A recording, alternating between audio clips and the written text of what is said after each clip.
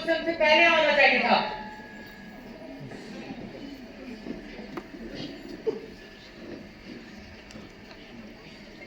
Mrs Ananya Mehta, पिछले 24 सालों से आप हाई कोर्ट में न्यायाधीश के पद पर आसीन थी। ये जानने के लिए कि इन वर्षों में आपने कितने मुजरिमों को सजा दी और कितनों को बरी कर दिया, शायद आपको भी अपने पुराने रिकॉर्ड चेक करने पड़े। किंतु मैं आपके बारे में इतना जानता हूँ जितना आप स्वयं के बारे में नहीं जानते होंगे। है उस विषय पर आता हूँ जिसके लिए आपको लेटर लिखने की जरूरत पड़ी। 5 साल पहले आपके हाई कोर्ट में एक केस चला था, सस्पेक्ट थे मिस्टर आर्य। ये लिखने में मुझे कोई संकोच नहीं कि मिस्टर आर्य एक सच्ची खूनी है जिन्होंने सैकड़ों लोगों को मौत के घाट उतारा था। मुझे ये भी लिखने में कोई संकोच नहीं कि मिस्टर आर्य के बारे में आप सच्चाई से वाकिफ थी, लेकिन चंद पैसों के लिए आपने अपना ईमान बेच दिया और उन्हें बाइज्जत बरी कर दिया। अगर आप नहीं चाहती कि आपका फैसला किसी को पता चले तो आज शाम 9:30 बजे रायसीना क्रॉसिंग पर आ जाना।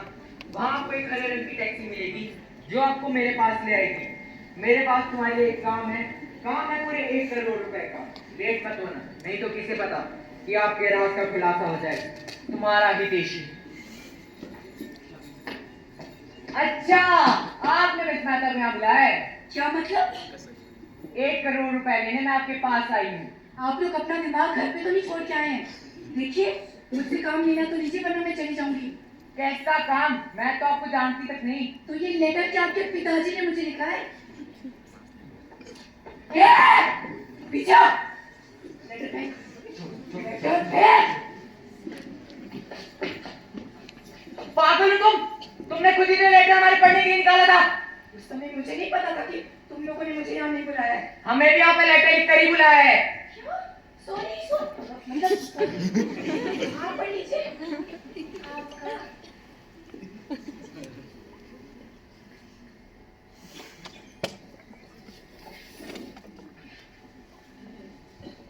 डॉक्टर तिवारी, तुम एक MBBS डॉक्टर हो, लेकिन तुमने अपने फन का कमाल लोगों की जिंदगी बचाने में नहीं वरना अपराध की दुनिया में दिखाया है और लाखों रुपए कमाए। मैं जानता हूँ तुम किस तरह अपनी जहरीली सुई से लोगों को नींद सुला देते हो, जिसे पुलिस भी कभी हत्या सिद्ध नहीं कर पाती। मेरे पास तुम्हारे लिए एक काम है पूरे 1 करोड़ रुपए का। आज शाम 7:30 बजे रायसीना क्रॉसिंग पर आ जाना। तुम्हारा हितेशी।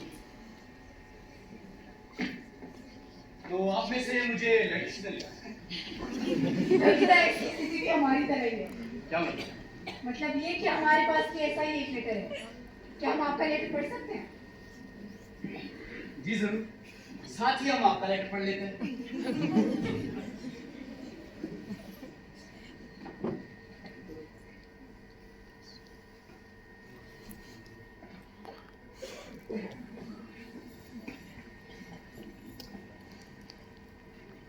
ओह, तो आप हैं mister Aslam Khan contractor. Contractor? जी हाँ, जनाब को रेत से सीमेंट बनाने में महारत हासिल है। ये यहाँ 1 करोड़ रुपए लेके आए। तुम मुस्कुरा क्यों रहे हो? अब मुस्कुराने की बात पर रोया भी तो नहीं जाता जनाब। इसमें मुस्कुराने की क्या बात है? ये क्या कम बात है कि हम तीनों अपने फन की मानी यूनिवर्सिटी तो है, लेकिन हमें यहाँ बुलाने वाला हम सबका भी उस्ताद है। तुम गलत सोच रहे हो मिस्टर असलम। इस लेटर में जज साहिबा के बारे में एकदम बकवास लिखी है। जज साहिबा ने न्याय की कुर्सी पर बैठकर कोई अन्याय नहीं किया आज तक। ये बात तो मुझ पे भी लागू होती है। मैं एक डॉक्टर हूँ और डॉक्टर का काम लोगों की जिंदगी बचाने का है, ना कि किसी को मारना। झूठ की एक हद होती है डॉक्टर। तुम्हारे पास अब भी वो जहरीली सुई है जिसका जिक्र इस लेटर में किया गया है। तो ये बड़ा सच्ची है। अगर इतनी सच्ची होती तो आज यहाँ की बात आराम से अपने घर में हम बैठे तो 1 करोड़ रुपए नहीं दोस्तों, हम सब जानते हैं हमारे बारे में जो कुछ भी लेटर्स में लिखा है एकदम सच है। झूठ केवल इसलिए बोलना पड़ रहा है क्योंकि हम नहीं चाहते हमारा सच किसी के सामने। मुझे लगता है कि एक दूसरे झूठ बोलने का कोई फायदा नहीं। सोचने की बात यह है कि वो तीसमार खान कौन है जिसे हमारे बारे में इतना कुछ पता है। उसने आप सबको यहाँ बुलाया क्यों होगा? छोड़ो ना, जब वो सामने आएगा तो खुद ही बता देगा। तुम यहाँ? हाँ तो आप लोगों में से मुझे ये लेटर किसने लिखा है? अच्छा, ओ, कुछ ऐसा लेटर? ऐसे ही एक लेटर हम सबके पास भी है। कॉलेज में पढ़ सकता हूँ। वैसे इनसे मिलिए, ये हम इस काम ही नहीं। देखते हैं इनकी कुंडली में क्या लिखा है।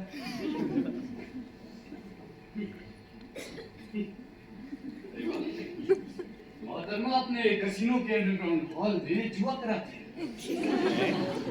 साथ ही खतरनाक मुजरिमों को बना भी देती है। चक्कर वही 1 करोड़ रुपए का। अभी तो ये भी हो सकता है कि आप सबके अलावा भी यहाँ पे किसी को बुलाया हो। और सवाल अब ये है कि आखिर से हम सबसे एक साथ क्या काम हो सकता है? उसे हमसे अलग अलग काम भी तो हो सकते हैं।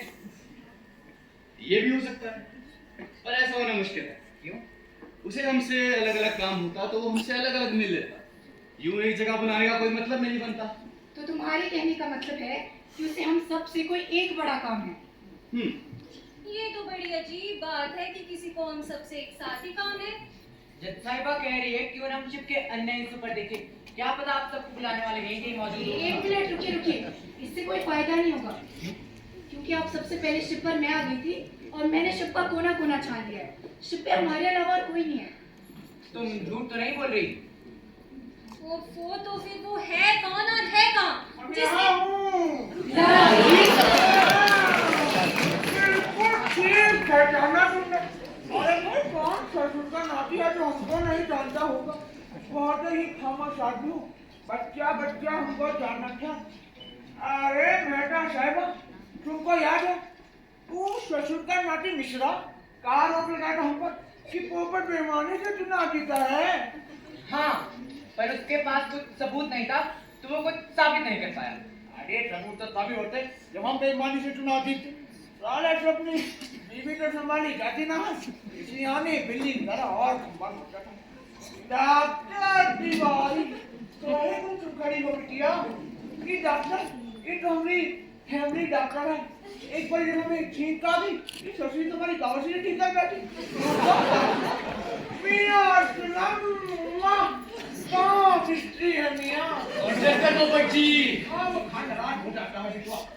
20 साल पहले कोठी बनाई है, आज तक से मस्त खड़ी है। मगर हमने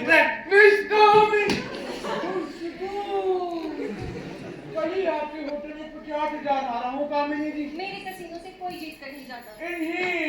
इन्हीं अदाओं का तो मगर आपने सबको यहाँ बुलाया क्यों है? चल चल चल हर बात में टांग लगाने के ना जाने इतनी बात कर रहा था अपनी कामिनी जी के साथ। वैसे भी हमने तुम पिया नहीं बुलाया। क्या? हाँ। अभी अभी आपने खुद कहा कि आपने सबको यहाँ बुलाया है।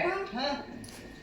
मेरी बातों का मतलब होने लगा तो बिना मतलब की बातें ही दुनिया में ना हो। और दरअसल हो पे क्या कहते थे लेटर। कितना होशियार है बे तड़ियल। वो जो लेटर है उस लेटर में ससुर का नाती लिखता है हम कैसे बेईमानी से जीतता आ रहा हूँ और हमारा शुदाई से क्या रिलेशन है वो सब जाना थे। लिखता है अगर मैं नहीं आया तो ससुर हमने ढोल की पोल खोलेगा हमारी बीवी वो तुमको जान से मार डालेगी। सबने सोचा काहे नहीं अपनी इज्जत बचाने के लिए शिपर आया जाए। देखिए, हम पहले से ही बहुत परेशान हैं। आप भगवान की खातिर बता दीजिए, आपने हमें यहाँ बुलाया है या बुलाए गए हैं? बिटिया तिवारी जी?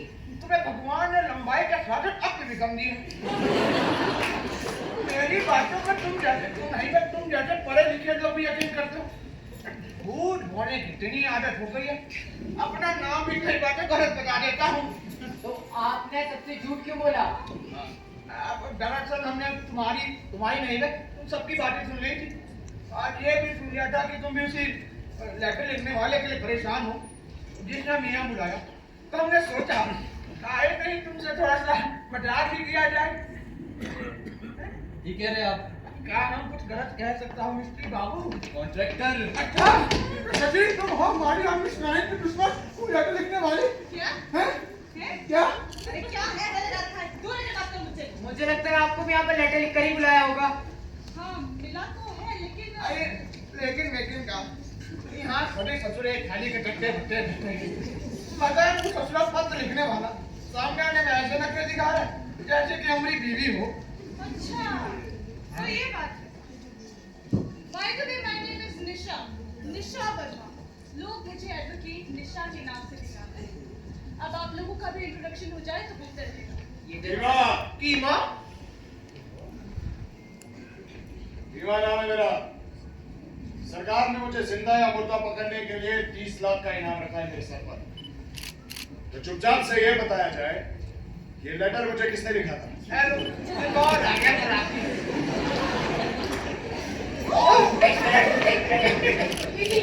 मजाक कर रहे थे, मजाक कर रहे थे। मैं बताती हूँ पूरी बात क्या है। जल्दी बिठा बे। पहले से नीचे करो। आप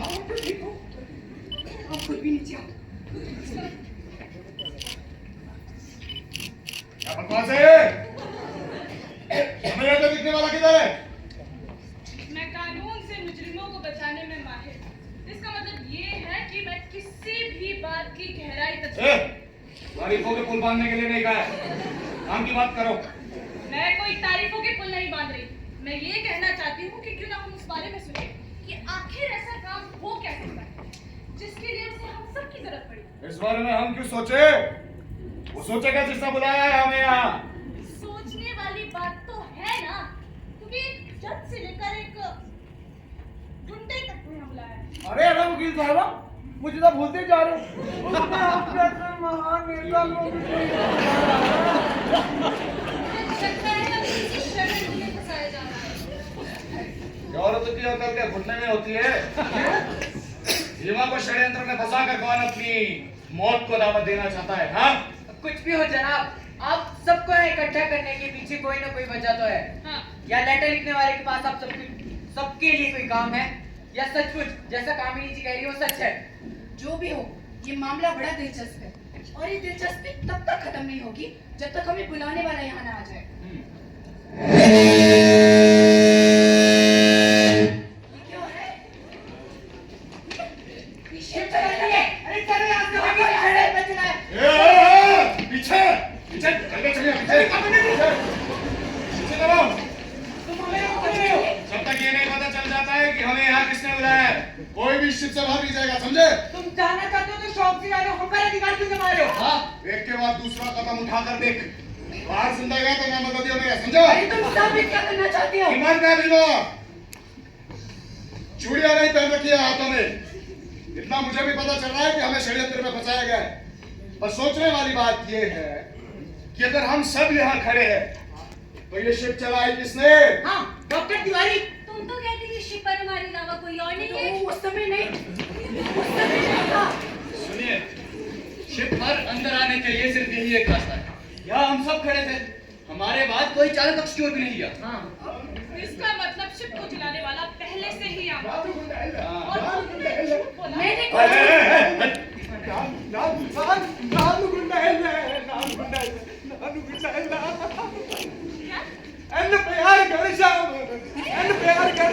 अबे हिंदी। मेरा नाम घनश्याम। तुम मुझे ये बताओ, तुम शिप पर कब आए? आप सबसे पहले। पर मैंने तो पूरी शिप छान ली थी, उस समय तो तुम कहीं नहीं थे। यो, उस वक्त हमें छिपा हुआ था जी। क्यों? मेरे मालिक का यही आदेश था। कैसा मालिक? यो, जिसने हमको ये शिप चलाने के 10 लाख रुपए दिए। क्या नाम है मालिक का? ना तो हमको उसका नाम जानने में दिलचस्पी, ना ही उसका शक्ल देखने में। उसने हमको 10 लाख रुपए के साथ एक लेटर दिया। हमको इतना माल। कैसा लगा? हाँ? यो, लेटर बिल्कुल वैसा जैसा आप लोगों को मिला। अब उसने हमको बोला कि ठीक 12 बजे शिप चला देना, और अगर कोई रोके तो उसका ये लेटर दे देना।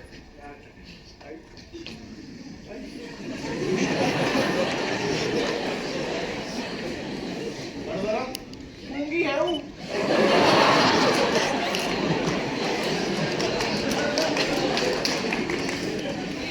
एक और लेटर। हेलो दोस्तों, मुझे खुशी है कि तुम सब यहाँ आ गए, लेकिन अफसोस इस बात का है कि हाँ फिलहाल मैं तुमसे नहीं मिल सकता। मेरा दावा है कि तुम मुझे देखकर खुश हो जाओगे। तुम सोच रहे होंगे कि मैंने तुम्हें यहाँ क्यों बुलाया। मेरे पास तुम सब महारथियों के लिए काम है पूरे 15 करोड़ का। काम होने के बाद 1-1 करोड़ तुम सबके और बाकी बचा हुआ मेरा। घनश्याम आप सबको लेकर सांगा टाउन पहुंचेगा, मैं वही तुमसे मिलूंगा। उम्मीद है कि तुम घनश्याम को परेशान नहीं करोगे। आइए तो तुम्हारा ही तय। शिप चलाओ। चलाओ भाई। इस लेटर के मिलने से लेकर यहाँ तक पहुँचने की घटना सब कुछ बड़ा सस्पेंसफुल है। समझ में नहीं आता कि वो कौन है और हमसे चाहता क्या है। यही सोच सोच कर मेरा तो सर फटा जा रहा है। नहीं तो ऐसा भी क्या सोच रही है तू? यही कि हम यहाँ बुलाने वाले को हमसे क्या काम हो सकता है, वो कब सामने आएगा, वो कौन है। ये भी तो हो सकता है कि हमें बुलाने वाला हम में से ही कोई। मेरे पास खुद बोले दे रहे। मैंने कब कहा क्यों तुम? ये बोलने के बाद घूरने का मतलब? मुझे शक है मुझ पर। भीमा डरपोक नहीं है। भीमा होता तो खुद बता देता, समझा? भाई भीमा, मैंने ये बात तुम्हारा या किसी और का नाम लेकर नहीं कही। मैं बस सीधा कहना चाहता हूँ कि वो हम में से कोई भी हो सकता है। तू भी तो हो सकता है। सब में मैं भी आता हूँ। अरे पढ़ो कौन से कस्बों से है? अरे और जब के पास पत्र है और मैं वो सब लिखने वाला भी हूँ, कैसे हो सकता है? पोपट जी सुनिए। जिस तरह वो एक एक लेटर हम सबके लिए लिख सकता है, अपने लिए भी एक लेटर लिख सकता है। पर इससे उसका क्या फायदा होगा? हाँ, ये तो अरे मेरे हिसाब से इस बात पर मत्थापच्ची करके कोई फायदा है नहीं। सुबह टापू पहुंचेंगे वैसे भी सब कुछ पता चल ही जाएगा। फिलहाल आराम करते हैं। ठीक है। रात भी काफी हो गई।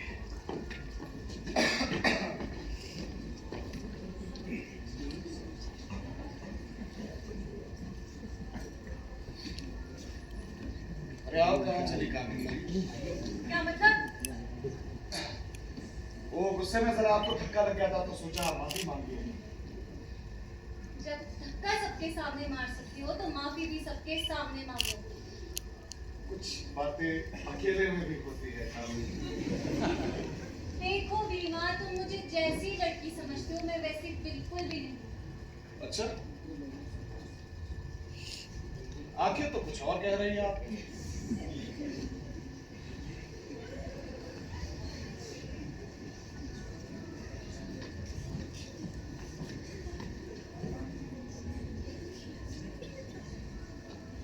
भीमा, क्या कर रहे तुम वहाँ पर?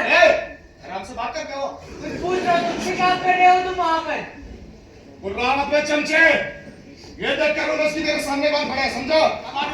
मुझे यकीन हो गया, हम सब के ऊपर आने रही है। क्या बकवास कर रहा है? अच्छा, हाँ? तो डॉक्टर तिवारी के रूम में क्या झांक रहे थे तुम? मैं तुझसे पूछता हूँ, तू आधी रात को इस बेड पर क्या कर रहा था? हाँ? तुम्हारी ये आंख कोई में करा सवाल है ये कि ये आधी रात को यहाँ क्या कर रहा था? सवाल ये है कि तुम डॉक्टर के कमरे में क्या चाहते हो? बोलो। अरे मैं पता लगाने की कोशिश कर रहा था कि हमें यहाँ किसने बुलाया है। कैसे? मतलब कोई ठोस तरीका नहीं था तो सोचा कि सबके कमरे में चलकर देखूं कौन क्या क्या कर रहा है। इससे तो मेरे कमरे में झांक रहे थे। हाँ, तो भाई भीमा कहाँ थे इसके कमरे में? मैंने ये देखा कि डॉक्टर तिवारी अपने बैग से एक जहर की शीशी निकालकर चेक कर रही थी। जहर? हाँ। क्या बकवास कर रही हो तुम? मेरे पास कोई जहर वहर नहीं है।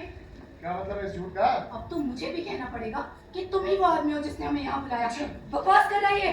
अच्छा, तो ये झूठ है कि तू बाथरूम में जाकर जहर की शीशी चेक कर रही थी। बिल्कुल झूठ है। एक सेकंड दोस्तों। सच और झूठ का फैसला अभी हो जाएगा। डॉक्टर साहिब, आपके कमरे की तलाश ले सकता हूँ? हाँ, तलाशी लो उसके कमरे की। चाहिए।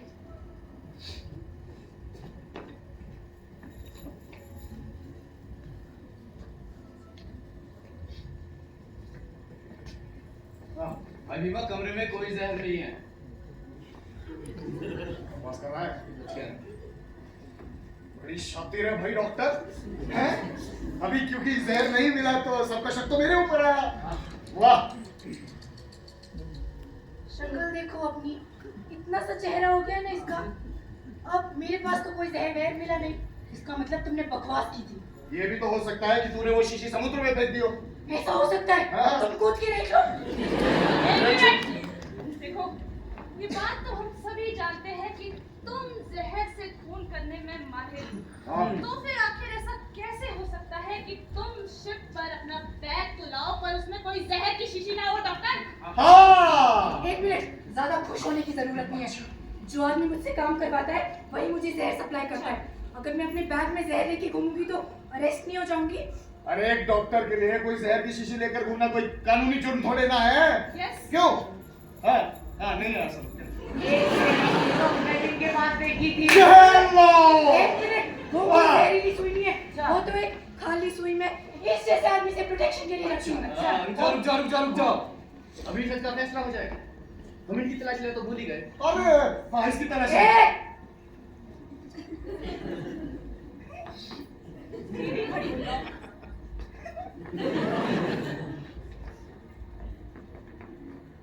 इसके पास तो कुछ नहीं है। समझ नहीं आता कि मामला कहाँ है, कौन कितने पानी में है।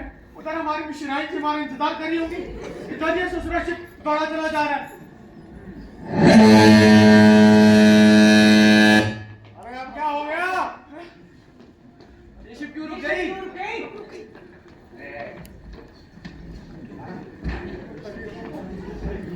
क्या हुआ? पहले गिरबान छोड़। अरे हुआ क्या ये बता। पहले गिरबान छोड़। आराम से। ईंधन खत्म हो गया जी। कैसे? अयो, हमको नहीं मालूम था कि इसमें इतना ईंधन नहीं है कि हम सांगा टापू तक पहुंच सके। तुमने चलने से पहले चेक नहीं किया? अयो, मुरुगन की कसम, हमने चेक करने का सोचा ही नहीं थी। अब क्या झूठ बोल रहा है आदमी? अयो, भीमा अन्ना, इल्ले, हम झूठ नहीं बोलता। साले तू ऐसे मानेगा? गुड नाइट दोस्तों। बेकार में ही घनश्याम को क्यों परेशान कर रहे हो? इसकी हालत भी तुम सब जैसी ही है। तुम सबका सवाल है मैं कौन हूं? जवाब सीधा है, एक ऐसा बदनसीब जिसे तुम सबके जुल्मों से गुजरना पड़ा है। कहानी तुमसे शुरू होती है पोपटलाल। तुम्हारी करोड़ों की धांधली किसी ने पकड़ ली थी और फिर उस बेचारे को तुमने भीमा के हाथों मरवा डाला। हमेशा की तरह भीमा जैसे मुजरिम को अपने अंडरग्राउंड हॉल में तुमने बना दी थी कामिनी, और वो हॉल बनाने वाले तुम थे कॉन्ट्रैक्टर असलम। उस बेचारे लड़के की बूढ़ी माँ को अस्पताल में तुम्हारी ही जहरीली सुइयों ने मारा था मैडम तिवारी। भीमा का केस लड़ने वाली तुम थी निशा, और आपको तो याद होना चाहिए मेहता मैडम कि भीमा को बाइज्जत बरी आपने किया था। उस परिवार के एक लौते बच्चे का कत्ल पोपटलाल के आदमियों ने तुम्हारी शिप पर किया था घनश्याम। अब तुम सब कानून से दूर मेरी अदालत में हो और मैं तुम सब की सजा सोच चुका हूं। एक ही सजा है तुम सबकी, सजाए मौत। जाओ जाकर देखो निचली मंजिल के 7 कमरों में तुम सभी की मौत लिखी हुई है। क्या बकवास कर रहा है तू ये?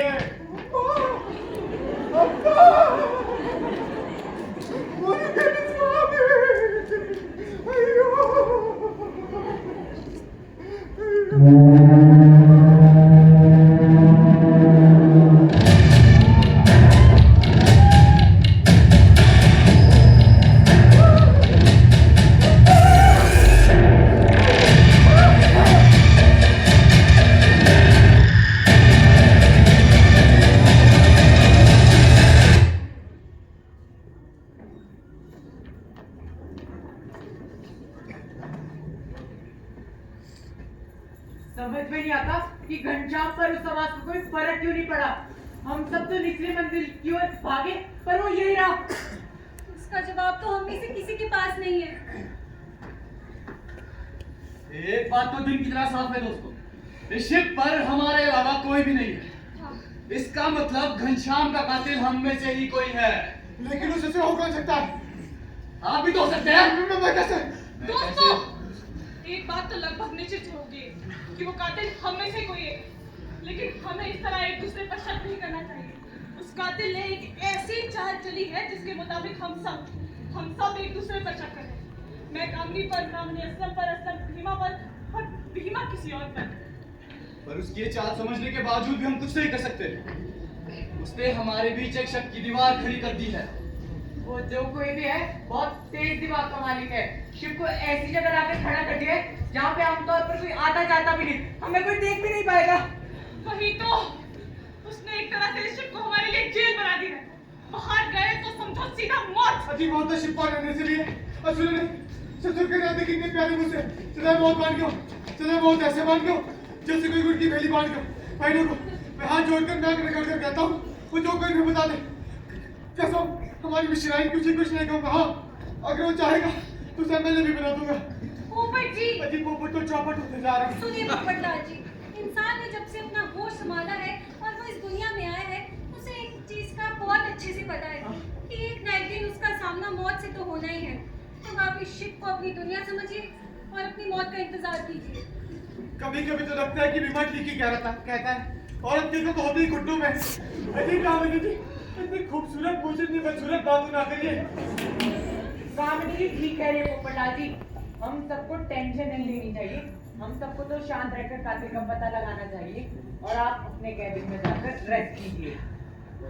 कोशिश करता मेहता साहब, क्योंकि मुझे यकीन नहीं है कि मुझे नींद आ जाए। सुन सकते हैं वो। ठीक है चमचा जी। रुकिए रुकिए, आप लोग कहाँ जा रहे हैं? जा रहे तो क्यों? क्यों? कोई काम की बात आ सकता है? मैं भी साथ ही चलती हूँ। जल्दी चलो। आओ कामिनी, हम भी डेट पर चलते हैं। मुझे बस होगी सर। क्या हुआ? इन मूर्खों के बीच एक आप ही समझदार लगती है। क्या लगता? क्या कहा जा सकता है? उस आवाज के बारे में आपका क्या ख्याल है? बड़ी ही अजीब सी कहानी है, लेकिन मुझे याद नहीं आता कि उस पोपट के कहने पर मैंने भीमा का कोई केस लड़ा हो। हमें भी कुछ याद नहीं आ रहा कि कामिनी के लिए कोई अंडरग्राउंड हॉल बनाया हो। कहीं ऐसा तो नहीं कि उस आवाज की कहानी एकदम झूठी है? हाँ, सही कहा। इसका मतलब वो जो कोई भी है जो ये सब कुछ कर रहा है, वो ये सब कुछ करने की असली वजह छुपा रहा है। और अगर वो असली वजह हमें पता चल जाती है तो शायद उसकी पोल खुल सकती है। ठीक है, ऐसा ही है। वैसे उस पोपट के बारे में तुम्हारा क्या ख्याल है? पोपट जी? हाँ क्या कातिल? हाँ। अरे नहीं, वो मस्करे कहा कत्ल करेंगे, उनसे एक मच्छर न मारा जाए। देखो असलम, तुम दिमाग से काम नहीं ले रहे हो। ऐसा भी तो हो सकता है कि वो पोपट मस्करा होने की सिर्फ एक एक्टिंग कर रहा हो। ये सब कुछ उसका ड्रामा हो सकता है, कुछ भी हो सकता है। खुदा जाने बड़ा अजीब सा खूनी खेल शुरू हो चुका है। नहीं तो मगर आप होशियार रहिएगा, कातिल ने कहा नहीं हो अगला कत्ल किसका करेगा और कहाँ करेगा। ठीक है। कहीं ये कातिल ही तो नहीं जिसको मैंने होशियार कर दिया? नहीं। अच्छा ठीक है, हम चलते हैं। ठीक है। आप होशियार रहिएगा। होशियार रहना तो निशा की घड़ी पे लिखा है असलम। तुम क्या समझते हो कि मैं होशियार नहीं? मैं तो तुमसे भी ज्यादा होशियार।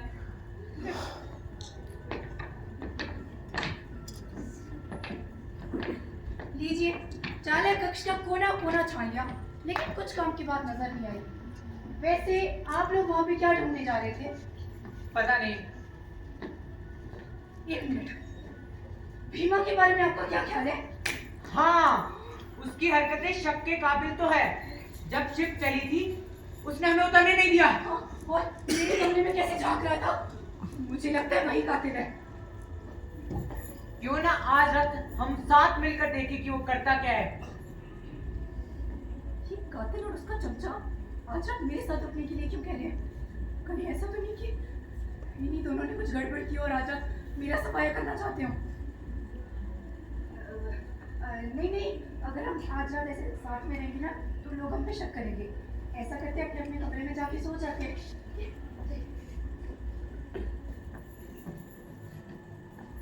पता नहीं इसने हमारे साथ रहने का प्रस्ताव क्यों ठुकरा दिया। हाँ, ऐसा हो सकता है कि यही कातिल हो और आज रात कुछ करना चाहती हो।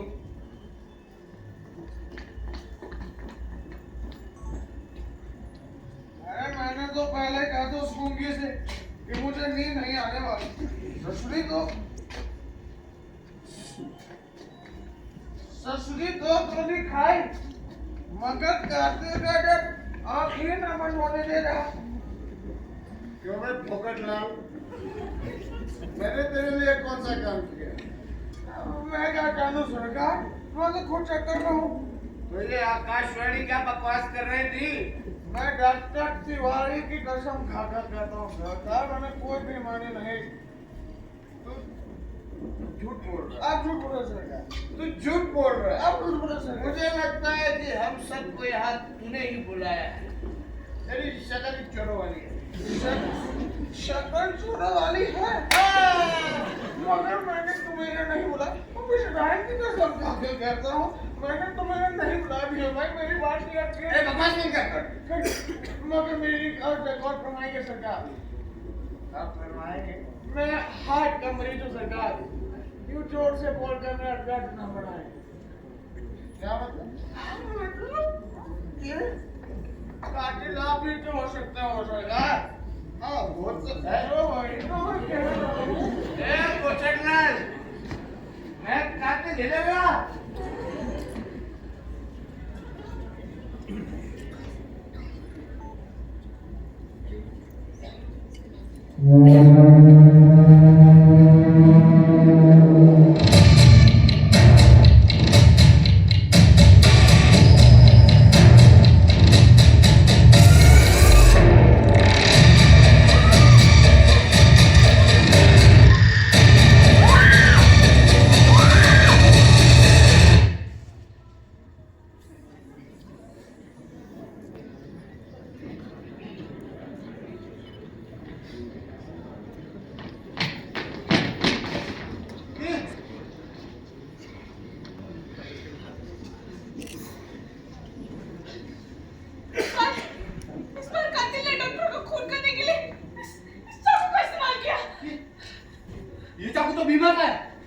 बीमा और डॉक्टर में शुरू से अनबंदी।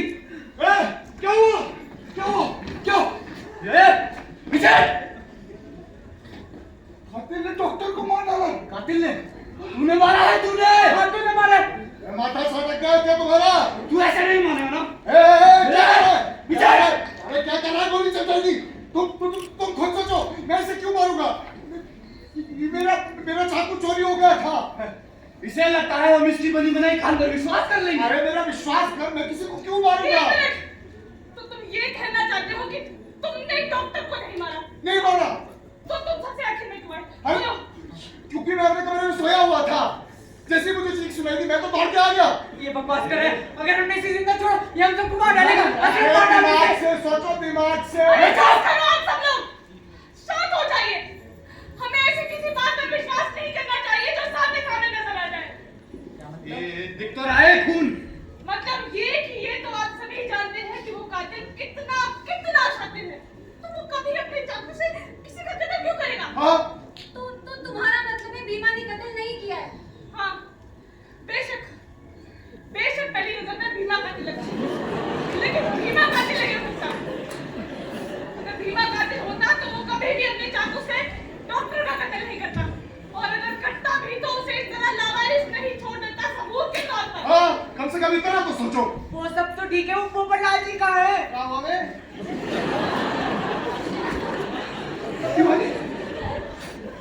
सबको मार डालेगा।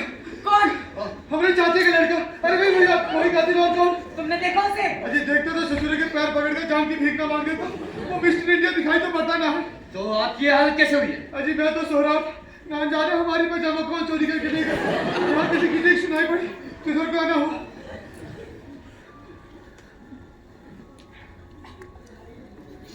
बैठे रहते ही करते हैं अपनी मौत का इंतजार। हाँ, और घर में कैसा? क्या कह रही है आप? मुझे कुछ समझ नहीं आ रहा। I'm sorry। आप इंटरप्रेटर के पास जाइए। रुको, हमें कोई ऐसा तरीका निकालना चाहिए जिससे कातिल का पता चल जाए। क्या आप ये मानती हैं कि वो कातिल भी इस समय हमारे ही बीच बैठा है? हालात तो यही कहते हैं। लेकिन ऐसे तो कातिल भी जान जाएगा। आपको फिर भी लगता है कि वो हमारी चाल में फंस जाएगा? नहीं, लेकिन कोई ऐसा तरीका जिससे हमारे बीच बैठा हुआ कातिल वो ना कर सके जो वो करना चाहता है। इसका तो सिर्फ एक ही तरीका हो सकता है। क्या? यही कि अब हम बचे हैं 7 और 7 को चाहिए एक पल साथ रहे। अगर कोई भी हमसे एक पल के लिए भी अलग होता है तो समझ लीजिएगा कि वही कातिल है। हाँ, बाकी यही करते हैं। अरे क्या ठीक है? तुम जो सोच रहे हो वो मुमकिन भी है या नहीं? क्यों मुमकिन नहीं है? हाँ, अरे भाई बहुत सी ऐसी जगह होती है जहाँ पे व्यक्ति को अकेले ही जाना पड़ता है। चलिए मान लीजिए जैसे ना तैसे उन जगहों की एडजस्टमेंट भी हम कर देते हैं, तो सबसे बड़ी दिक्कत आती है सोने की। सोने का क्या? अरे सोने की क्या समस्या है? जिस तरीके से सब अपने अपने कैबिन में सो रहे थे, उससे अच्छा है साथ मिलकर यहाँ हॉल में सो जाएंगे। हाँ? कामिनी दिमाग से सोचो।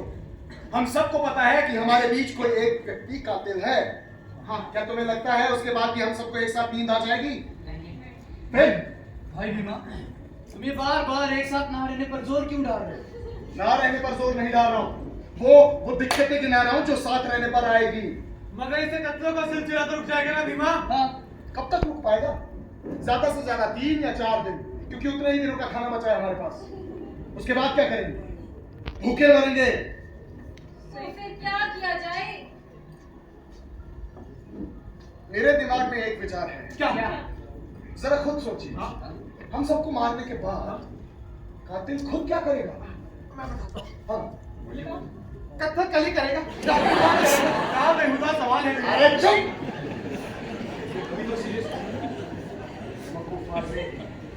तुम लोग मेरे सवाल की गहराई तक ही नहीं पहुंच पाए। क्या कहा जा सकता है? अरे मेरे कहने का मतलब ये है, हम सबको मारने के बाद कातिल ने यह तो नहीं सोचा होगा ना कि खुद भी यहीं मर जाएगा। इस बात पर तो सवाल ही नहीं उठता। उसने इस शिप से बाहरी दुनिया तक जाने का कोई ना कोई इंतजाम तो किया होगा। हम क्या कोई ना ये सोचना है कि वो इंतजाम क्या है। हो सकता है उसने शिप पर कहीं ईंधन छुपा के रखा हो। हो सकता है। एक मिनट, अरे ये तो हो ही नहीं सकता कि इतनी बड़ी शिप पर एक लाइफ बोट तक ना हो। कातिल ने लाइफ बोट छुपा दी होगी। हाँ, बाद में तब है, चलो सब मिलकर ढूंढते हैं। अरे नहीं, सब मिलकर नहीं, ऐसे समय की बर्बादी होगी, एक एक करके जाते हैं। हाँ, लेकिन भीमा, ऐसे उस कातिल को अकेले रहने का मौका मिलेगा। देखो, ऐसा करते हैं, 2 ग्रुप बनाते हैं। पहला ग्रुप पूरी शिप का चक्कर लगाएगा, उसके बाद ही दूसरा ग्रुप जाएगा। हाँ? ये ठीक है। ठीक है, निशा, असलम और मैं जाते हैं, आप यहीं रुकिए। चलिए। चलिए कामिनी जी, शिप के दूसरे हिस्से में देख लेते हैं। नहीं, हमें उनका इंतजार करना चाहिए। चल, तू और मैं चलते हैं। हाँ। सभी दोस्तों, खुशखबरी। अभी ये ठीक कह रहे थे। क्या? शिप की टंकी के नीचे लाइफ बोट छुपाई हुई थी। पता था। मगर उस लाइफ बोट पर एक समय पे 2 ही व्यक्ति जा सकते हैं और हम हैं 7। कौन जाएगा? अरे मैं जाऊंगी, मेरे बिना मेरे कैसीनो में लाखों का नुकसान हो। हाँ, ये ठीक है ना। मैं और कामिनी बाहर जाते हैं, तुम लोगों के लिए मदद भिजवा देंगे। अच्छा। कर लीजिए। अच्छा। हाँ। बस वेरी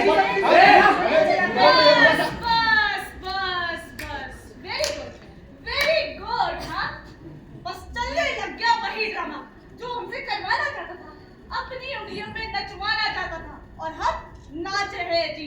लड़ तो ऐसे रहे जैसे कि बंदरों के बीच में घुट के झेली देते हो। वाकई कातिल ने हमें लड़ाई कराने की लाइफ बोट हमें सौंपी है। वही तो मैं कह रही हूँ। तो कोई तरकीब निकालिए। इस समस्या को सुलझाने का तो एक ही रास्ता है। क्या? सबके नाम की पर्चे डालते हैं, जिसका नाम आएगा वो चला और जाएगा। कातिल का नाम है तो वो फरार। देखो बीमा, जब कोई रास्ता नहीं बचता, इंसान खुद को नसीब के हाथों में छोड़ देता है। कोई और तरीका है किसी के पास तो बताओ। नहीं, यही करना पड़ेगा। डाली बच्चियों, अगर कातिल का नाम आता है तो मैं उसे कुछ नहीं कहना चाहूंगा, मगर आप में से किसी का नाम आए तो याद रखिए कि खुदा के वास्ते आपके 5 दोस्त अभी भी यहाँ खड़े हैं। अपने आप को इस दहशत से बाहर पाकर भूल ना जाए कि हम भी यहाँ हैं। सही कह रहे हैं।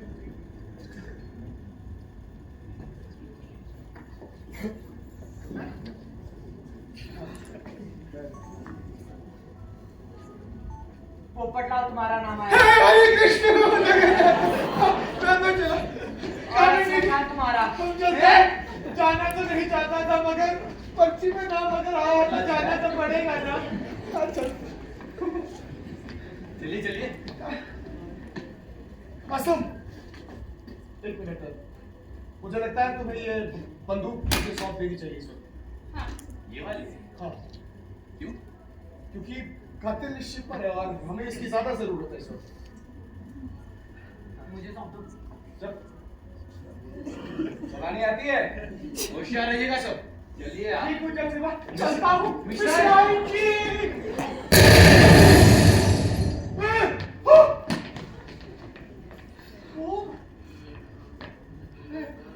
नाइट कोर्ट पर बॉम्ब था। बड़ी दर्दनाक हो तो मौत हुई बेचारे बॉम्ब को डाल दी। और अब शायद कातिल की कुरूप वजह से कोई नहीं बच सकता। सब मुकद्दर के हवाले छोड़ दो।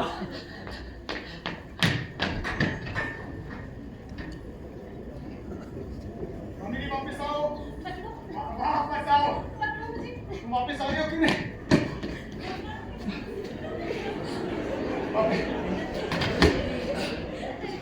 वापस आ रही हो कि नहीं? मैं खेल दी तुझे।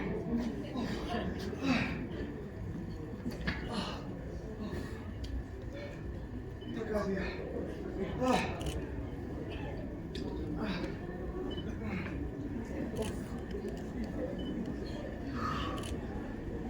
वैसे बीमा हाँ, तुम्हारे ख्याल से कातिल कौन हो सकता है? क्या कह सकते कामिनी? मिस मेहता के बारे में तुम्हारा क्या ख्याल है? उस पर शक करने की वजह वजह का पता चल जाए तो बात ही क्या है?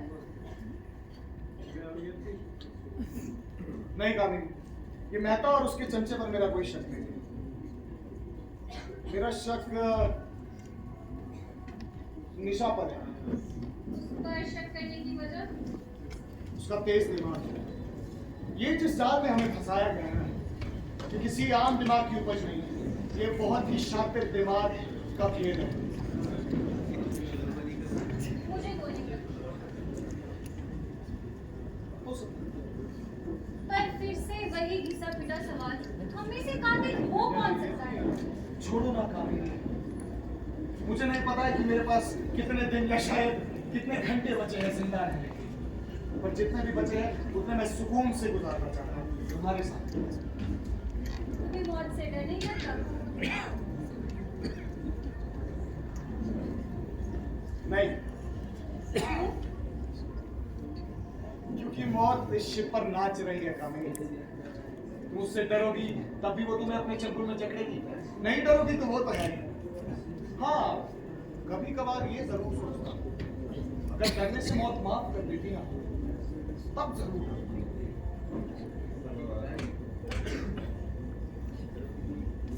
और अगर मैं ही वो कातिल हुई तो?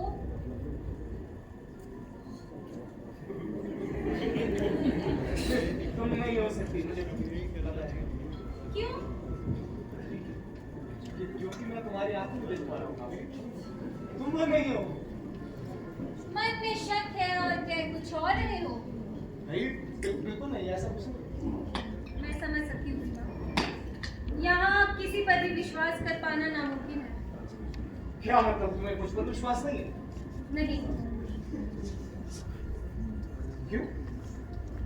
ऐसे हालात ही नहीं है। मैं सच कहती हूँ, मुझे तुमसे प्यार है, पर मैं डरती हूँ कि कहीं तुम ही तो वो कातिल नहीं। कामिनी,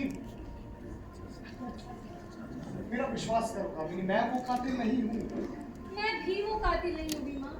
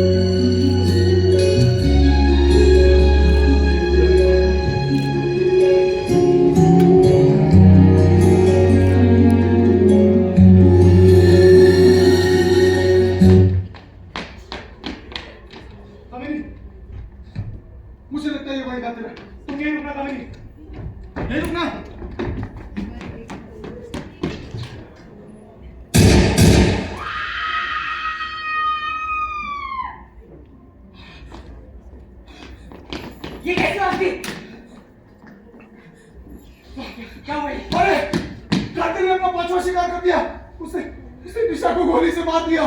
कातिल नहीं तुमने मारा निशा को। हमने क्या खबरदार मुझे छुआ जो, हमने समझी हम सबको इस जाल में फंसाने वाले तुम थे। मेहता जी, यही असली कातिल, इसी ने सबको मारा है और अभी हम सबको भी मार डालेगा। इससे पहले कि अपने नापाक इरादों में कामयाब हो, तुम इसे मार डालो। क्या कह रही है? क्या कह रही है? मुझे खुद समझ नहीं आ रही है, बोल क्या रही है? मैं समझ सकता हूँ कि डर के मारे बौखला गई है और कुछ नहीं। हाँ, मैं डर गई हूँ तुमसे, तुम्हारी हकीकत जानने के बाद। मेहता जी इसने खुद मुझसे कहा था कामिनी! निशा पर है और उसके पीछे फिर ये गया और फिर गोलियों के दो धमाके। इस बात में कितने सच्चाई है? देखिए, ये सच है कि मैं डेक पर गया था, ये भी सच है कि मैंने गोली चलाई, लेकिन निशा पर नहीं, कातिल पर। तुमने देखा कातिल को? नहीं देख पाया उसे।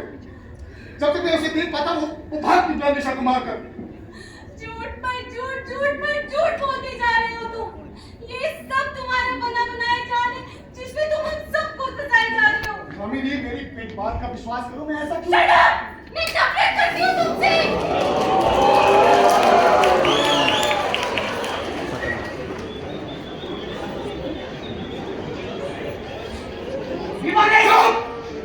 चुप!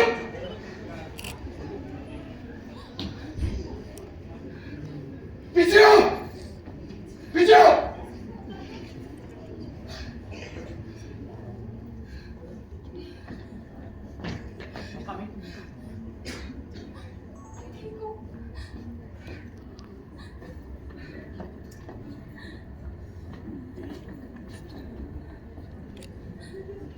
लगता है कातिल अपनी चाल में कामयाब हो रहा है। वो हम सबको आपस में लड़वा रहा है। आप सब लोग मेरी बात मानते क्यों नहीं? भीमा ही असली कातिल है, उसने ही सबको मारा है और अब वो हम सबको भी मार डालेगा। हम एक दूसरे पर शक कर सकते हैं, पर कुछ साबित कैसे करेंगे? मैं साबित कर सकती हूँ। कैसे? मैंने गोलियों के दो धमाके सुने, जो आप लोगों ने भी सुने होंगे। भीमा के मुताबिक एक गोली उसने और दूसरी उस कातिल ने चलाई है, लेकिन मैं जानती हूँ दोनों गोलियां उसी की रिवॉल्वर से चली है। आप जाकर के उसकी रिवॉल्वर चेक कीजिए। जाइए।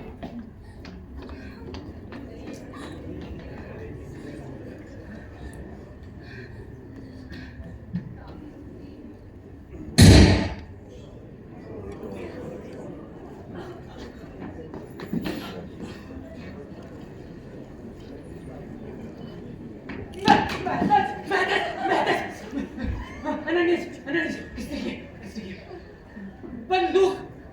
भीमा! आप कुछ नहीं होगा, कुछ नहीं होगा आपको, कुछ नहीं होगा। मेहता जी,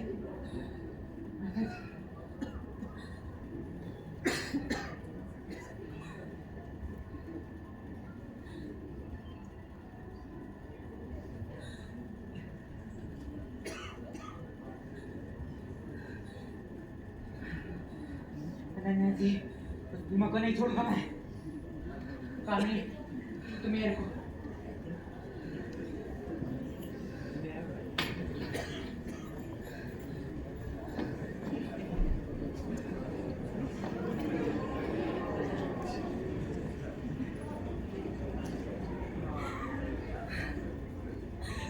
कामिनी!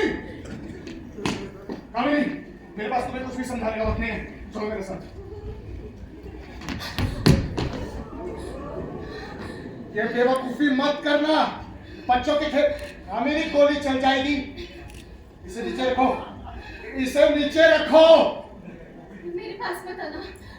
खुद सोचो, मैं किसी को क्यों मेरे मारूंगा? पास मत आना।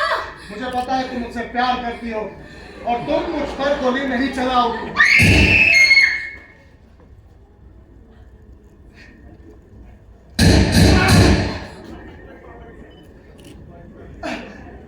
कामिनी, मैं कातिल नहीं हूं।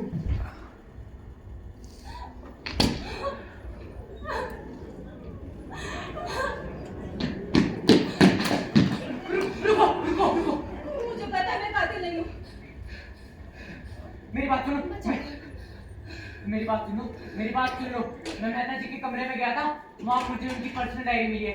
इसमें सब कुछ लिखा है, कौन कातिल है, कैसे किस को बुलाया गया था, इसमें सब कुछ लिखा है। तुम्हें मुझ पे विश्वास नहीं हो रहा?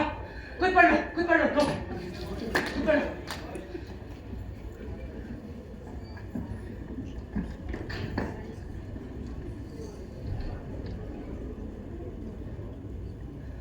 इस तस्वीर को तो पहचानती होगी मिस कामिनी, दीप मेहता। हाँ, दीप मेहता तुम्हारा पुराना दोस्त और मेरा इकलौता बेटा दीप असलम खान का चीफ इंजीनियर था। जब दीप ने पोपटलाल के एक बड़े पुल कंस्ट्रक्शन प्रोजेक्ट में धांधली होते हुए देखी, उसने असलम को जाकर इस सारी की सारी बात बताई। पर असलम घोटाले में बराबरी का हिस्सेदार था, तो पोपट और असलम ने मिलकर दीप, हाँ मेरे बच्चे की आवाज दबा डाली। पुल बनने के ठीक 1 महीने बाद ही टूट गया, जिसमें कि सैकड़ों लोगों के साथ दीप के पिता और मेरे पति कृष्णलाल मेहता की भी मौत हो गई। और इस दर्दनाक हादसे के तुरंत बाद दीप ने असलम और पोपटलाल के खिलाफ केस कर दिया। असलम जब कानूनी कार्रवाई से डर गया तो उसने दीप को हर तरीके से करप्ट करने की कोशिश की, पर दीप ही था, टिका रहा। उसके पास सिर्फ मेरा और तुम्हारा सहारा था कामनी। पर तुमने भी पैसों के लालच में आकर असलम खान की हर एक रिलेटेड सारी सेंसिटिव इंफॉर्मेशन बेच डाली, और बहुत सारे एविडेंस होने के कारण दीप अभी भी पोपट के लिए खतरा था। तो पोपट के आदमियों ने दीप की सुपारी भीमा को दे दी। भीमा के आदमियों ने दिन दहाड़े दीप पर गोलियां चलाई, पर घायल दीप कैसे न कैसे बचकर हॉस्पिटल पहुंच गया।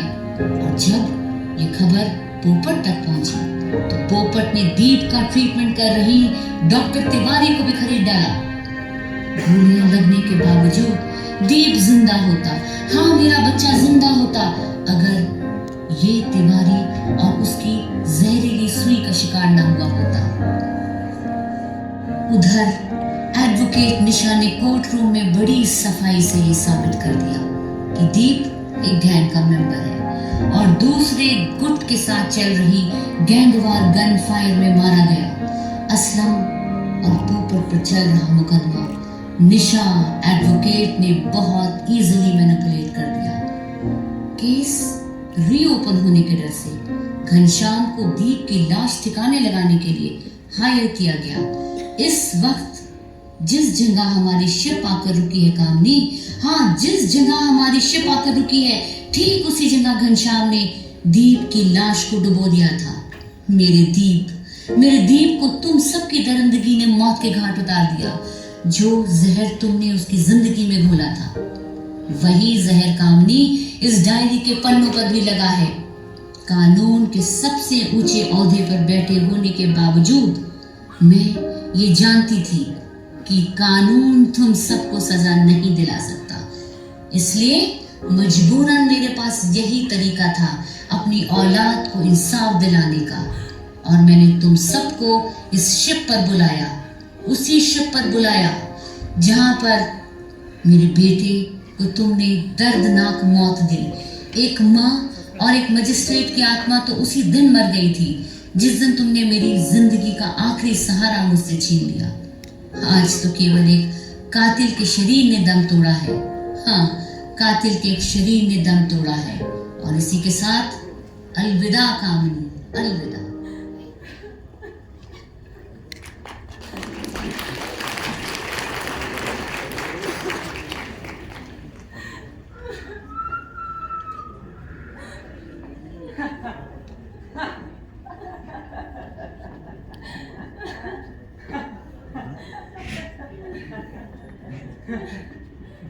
सबका तो पता लग गया, अब तुम भी बता दो तुम कौन हो। आर्य नाम है मेरा, पेशे से एक प्रोफेशनल किलर। मेहता जी ने आज से ठीक 3 साल पहले हायर किया था मुझे तुम सबको मारने के लिए। वैसे तो मैं तुम सबको आसानी से 2 दिन में ही मौत के घाट उतार देता, पर मेहता जी तुम सबको इतनी आसान मौत देना नहीं चाहती थी। वो तुम सबको अपनी आंखों के सामने तड़पता हुआ मरते हुए देखना चाहती थी। पूरे 3 साल लग गए हमें जाल बुनने में। 3 साल? इससे तुम्हें क्या मिला? तुम लालचियों की भाषा में कहूँ तो वो 1 करोड़ जिसका लालच देकर तुम सबको यहाँ बुलाया गया था। पर मेरे लिए बात यहाँ सिर्फ पैसों की नहीं थी। तुम सब ने मिलकर एक ईमानदार व्यक्ति को अपने फायदे के लिए मौत के घाट उतार डाला। और क्या कसूर था बेचारी जज साहिबा का जो उन्हें इस मंजर का सामना करना पड़ा। इस हादसे से तो वो अपनी आवाज तक खो बैठी। पूरे 2 साल लगे उन्हें इस सदमे से बाहर आने के लिए।